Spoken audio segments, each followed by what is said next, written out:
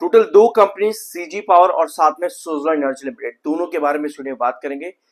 Suzlon energy limited लगातार गिरता आया अराउंड 59 रुपीज से, 3 बार वहां पर रिजेक्शन का आता है, 2 बार आपको स्टेबिलिटी दिखती है 53 से, लेकिन अब की बार 53 के प्राइसेस भी आपको ब्रेक डाउन होते देखने को मिलेगा और 200 ईएमए जो बहुत जरूरी था सुज़लोन में वो भी ब्रेक डाउन हुआ है। लास्ट वीडियोस में हम लोगों ने डिस्कस किया था सुज़लोन के बारे में कि एक पर्टिकुलर ट्रेंड अगर आपका टूटता है तो वहां पर आपके पास क्या पॉसिबिलिटीज बनती है। एक बार चार्ट पर आते हैं पहले, फिर हम अपडेट्स पे आएंगे। ठीक है, सो लास्ट वीडियो में हम लोगों ने डिस्कस किया था कि 200 ईएमए अगर टूटता है तो सबसे पहले आपके पास 50 वाले प्रॉफिट बुक करते देखने को मिलेंगे। फर्दर 50 के नीचे कोई भी फॉल अगर आपका यहां पर बनता है तो सबसे पहले आपको 42 वाले प्रॉफिट बुक करते देखने को मिलेंगे। लेकिन ऐसा हो क्यों रहा है सुज़लोन में कि 59 पर 3 बार ये रिजेक्शन खा करके, 2 बार तो चलो 53 के प्राइसेस से उठा है, लेकिन अब की बार 53 का प्राइस पूरी तरह से ब्रेक डाउन कर दिया आज के सेशन में। आखिर ऐसा हुआ क्यों है, क्या कंसर्न है? एक चीज हम लोगों ने लास्ट वीडियो में और डिस्कस करी थी कि जब जब यहां पर मार्केट एक्सपर्ट्स बुलिश हो जाते हैं, इसका मतलब ये नजर आता है कि भैया हमको अब दूर रहना चाहिए। देवेंद्र चौकसी, बहुत सारे मार्केट एक्सपर्ट्स, बाइंग की रेटिंग टारगेट्स बड़े बड़े 24 जून और तब से आपको गिरावट ही दिख रही है, कोई मोमेंटम सस्टेन नहीं कर पाया है। तो जब भी मार्केट एक्सपर्ट्स बुलिश होते हैं आपको उल्टी कहानी ही बनती देखने को मिलती है। लेकिन ये कोई बड़ा मुद्दा नहीं हो सकता कि भैया मार्केट एक्सपर्ट्स बुलिश है तो गिर रहा है। जो मेन मुद्दा सुज़लोन एनर्जी लिमिटेड में लगभग 1 साल से बना हुआ है वो है कंपनी का एग्जीक्यूशन डिले। ये पॉइंट आज भी कंपनी के अंदर कहीं ना कहीं देखने को मिलता है। ऑल्दो इस एग्जीक्यूशन को स्ट्रॉन्ग करने के लिए कंपनी ने रिसेंटली एक नए सीओओ की अपॉइंटमेंट भी करी। Farmer JSW energy COO Ashok Ramachandran को अपॉइंट किया गया आज कंपनीज प्रेसिडेंट इंडिया। जो कंपनी के इंडियन बिजनेस है सुज़लोन एनर्जी लिमिटेड का, उसका प्रेसिडेंट अपॉइंट किया गया है यहां पर। लेकिन अभी भी मार्केट एक्सपर्ट्स और ब्रोकरेज हाउसेस, फॉर एग्जांपल हमारे पास ये वाली रिपोर्ट भी आती है कि एग्जीक्यूशन रिलायबिलिटी कंपनी को बढ़ानी पड़ेगी। We need OEMs to deliver to schedule execution reliability, जो कि बहुत ज्यादा जरूरी है क्योंकि सबसे बड़ा कंसर्न यहीं पर ही बना हुआ है जिसकी वजह से कंपनी की वर्किंग कैपिटलाइजेशन पर सबसे ज्यादा प्रेशर आता है। और ये एक बहुत मेजर पॉइंट है सुज़लोन एनर्जी लिमिटेड के अंदर।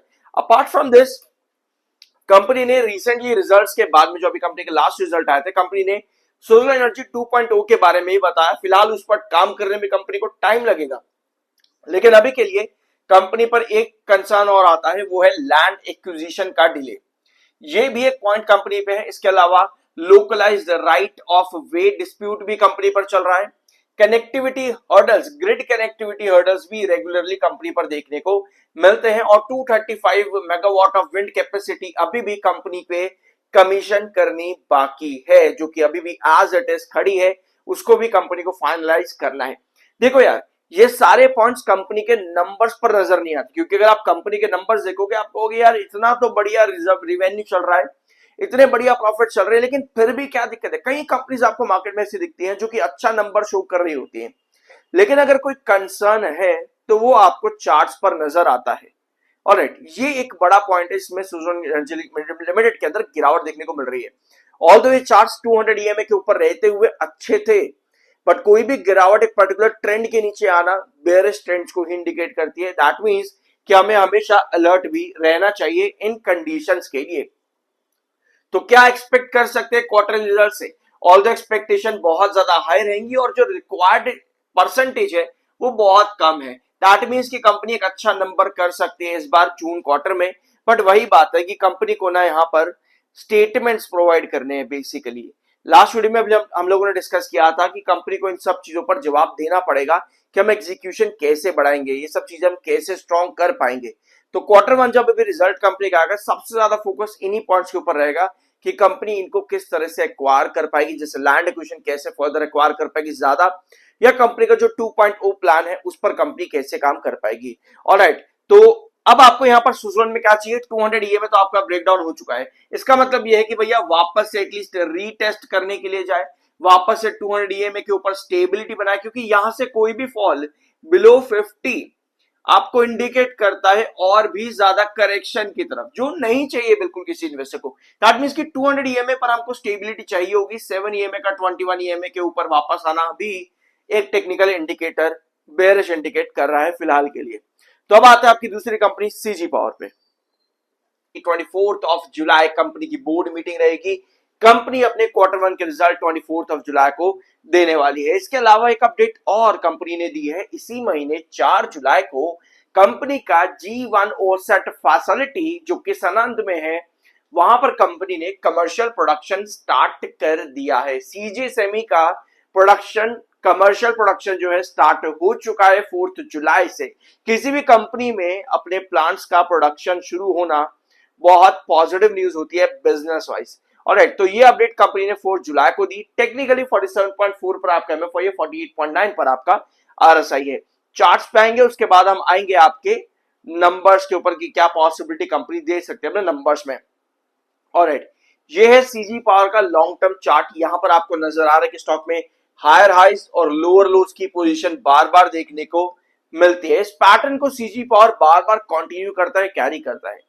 कई बार एक इन्वेस्टर हायर लेवल पर आकर के अपने आप को ट्रैप्ड फील करता है। फॉर एग्जांपल, अगर आप रीसेंट रैली में देखोगे तो 970 प्लस तक स्टॉक जाता है, वहां से वापस ड्रॉप करता है 870 तक।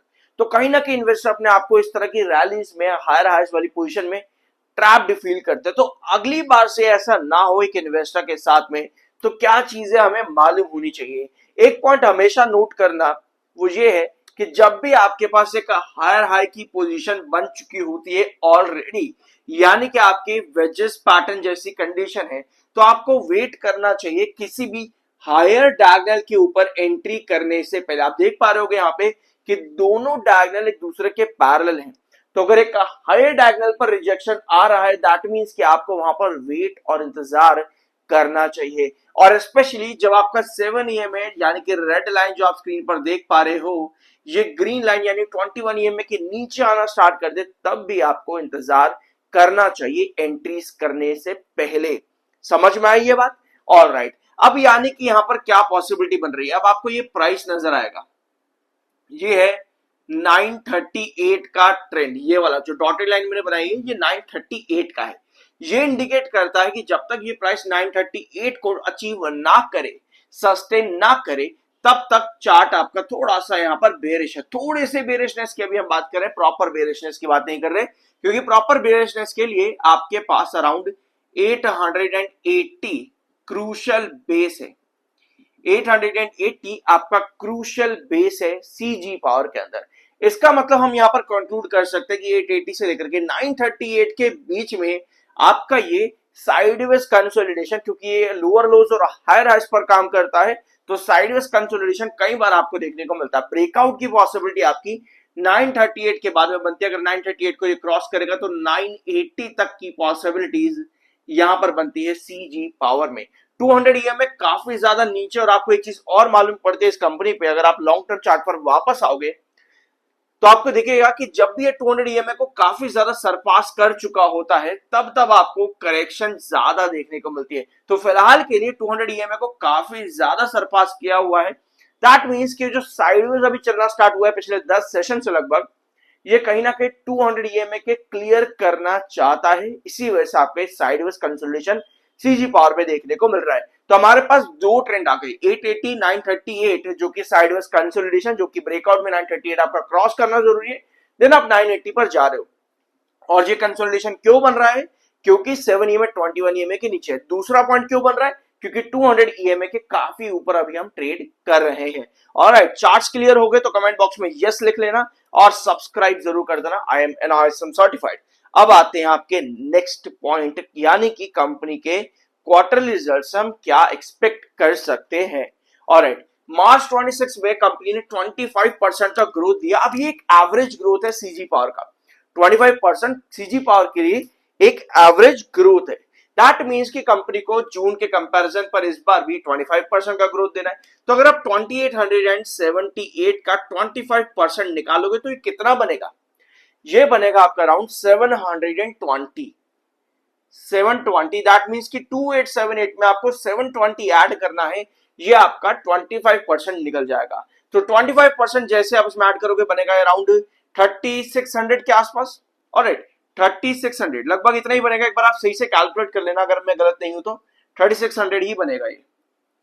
तो इतना कंपनी को इस बार रेवेन्यू लेकर के आना है, जो कि आपका एक नया बेंचमार्क होगा।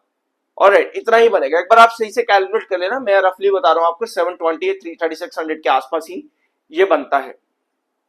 ठीक है, 3600 ही बनेगा। और प्रॉफिट्स में कंपनी को ग्रोथ चाहिए अराउंड 34% का, यानी कि 267 पे 34% कंपनी को इस बार लेकर के आ रहा है 267 पर। तो 34 अगर आप ऐड करोगे 267 का निकाल करके, तो जो भी कंपनी का नंबर आता है उतना ही जो प्रॉफिट है आपको यहां पर चाहिए होगा ग्रोथ मेंटेन करने के लिए। लेकिन क्या एक्सपेक्टेशन यहां पर अचीव हो पाएगी ये वाली? आई बिलीव कि काफी हाई पॉसिबिलिटी है। रीजन यही है कि कंपनी ने एक नया बेंच लगाना स्टार्ट कर दिया है मार्च और दिसंबर क्वार्टर से।